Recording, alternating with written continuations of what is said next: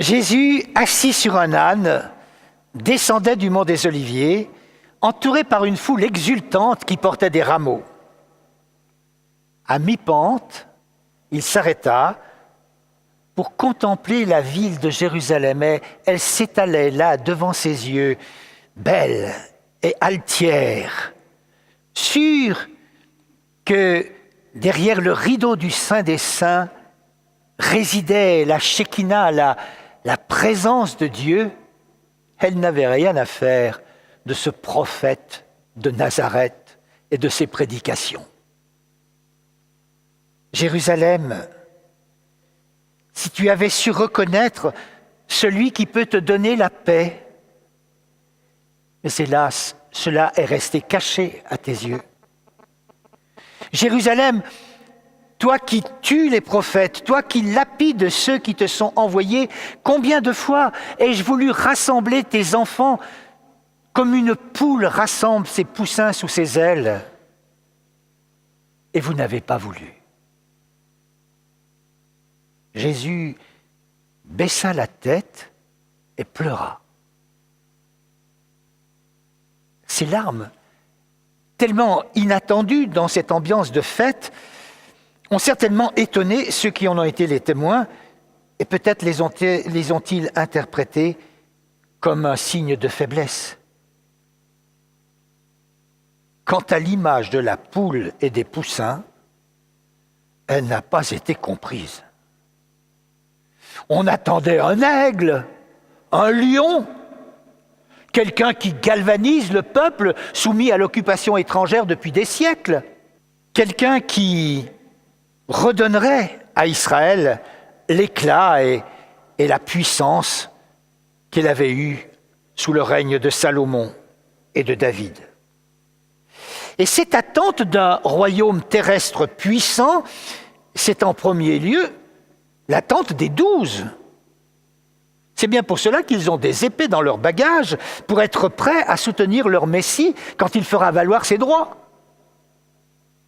Alors la poule et ses poussins n'ont pas dû les enthousiasmer, et ils ont cherché à les oublier. Ils ne sont pas les seuls. Franchement, vous la connaissiez, cette comparaison ? Vous avez déjà entendu une homélie sur l'amour de Dieu semblable à celui d'une poule couvrant ses poussins ? Vous avez déjà vu une icône, des tableaux religieux représentant une poule, oui je sais, Albin, oui. Mais pas beaucoup quand même. Trop mièvre. Dieu est doux, certes, mais il n'est pas mou. Et puis, il faut le dire clairement, son amour a quelque chose de viril, qu'il nous révèle à travers son charpentier de fils, un charpentier aux mains calleuses, pas une fillette. Et allons-y. Au cours de l'histoire, nous avons pris conscience d'un certain nombre de nos infidélités aux paroles de Jésus. Mais il est un point sur lequel nous n'avons pratiquement pas bougé, c'est la misogynie. Et pourtant, Jésus ne l'est pas misogyne. Lui qui confie à des femmes la mission d'annoncer sa résurrection à ses disciples hommes que sa mort a dispersés. Et on commence seulement à découvrir que la Bible, en racontant que l'homme créé à l'image de Dieu est un couple, c'est un couple. Dieu créa l'homme à son image, homme et femme, il le créa. Alors, si c'est un couple qui est image de Dieu, cela ne suggère-t-il pas qu'il y a de la féminité en Dieu ? Une féminité qui s'épanouit en amour maternel. Une femme oublie-t-elle ses enfants, le fruit de ses entrailles? S'il en était une, dit Dieu, moi, je ne vous oublierai jamais. La miséricorde, c'est justement l'amour des entrailles, l'amour de la mère. La poule rassemblant sa nichée sous la protection de ses ailes en est une belle illustration.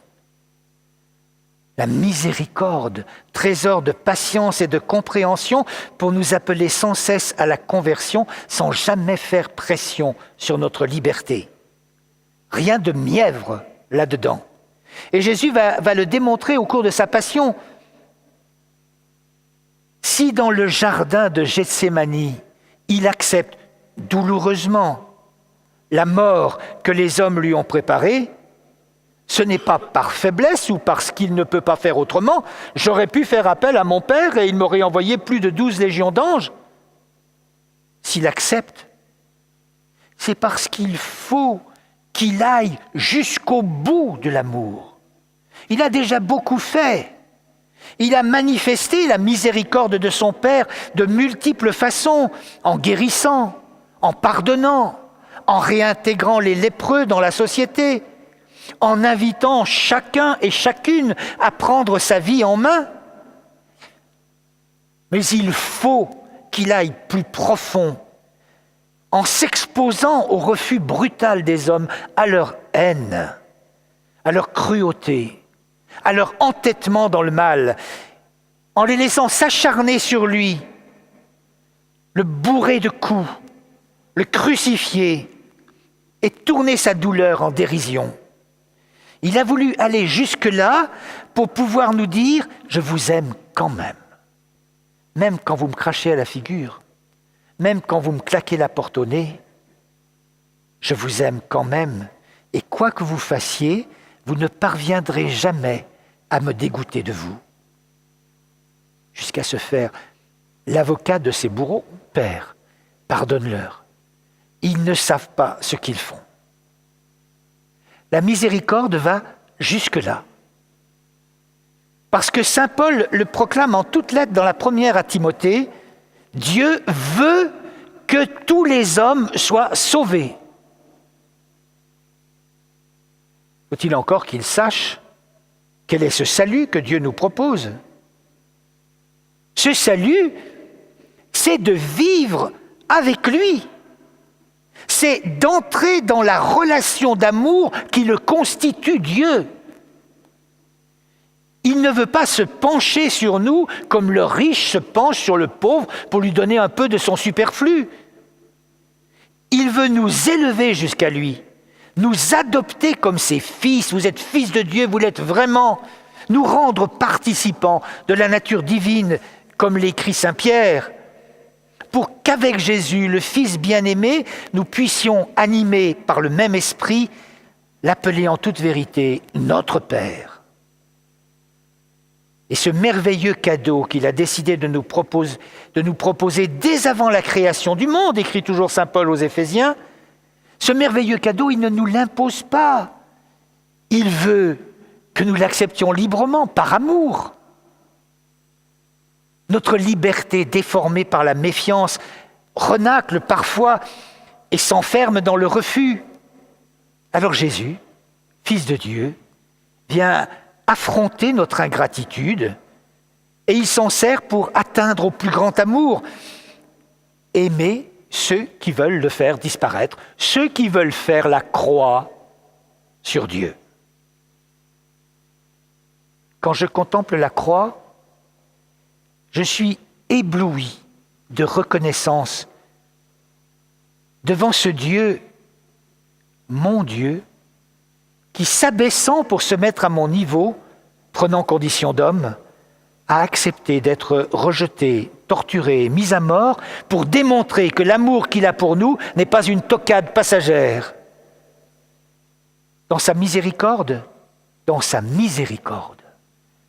sans se lasser, il frappe à notre porte, nous accorde son pardon, nous restaure dans la dignité de fils que nous galvaudons si facilement dans le péché.